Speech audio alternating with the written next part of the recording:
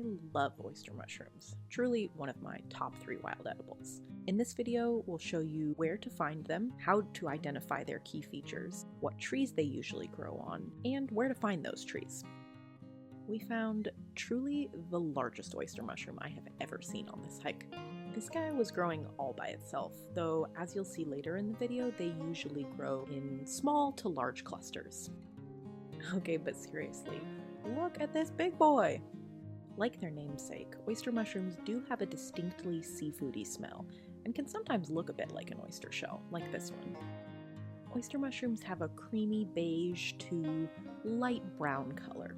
They are gilled, not pored or toothed, and importantly, they have a short, thick nub of a stem, rather than no stem at all. After our first lucky find, the hunt was on. To find oyster mushrooms, you have to be able to find alder trees. Alders have light brown bark with white to grayish patches. This is an alder stand. Can you spot the oyster mushrooms? Oyster mushrooms grow exclusively on dead alder trees that still have some bark on them. This patch is growing out of a mossy dead alder. Don't forget to clean your oysters before they go in the bag. It saves lots of time trying to pick out little bits of dirt later. Also note the browner hue of this cluster. Remember that you should be 100% sure of your ID before eating any foraged mushrooms. It's also important to consider your foraging ethic.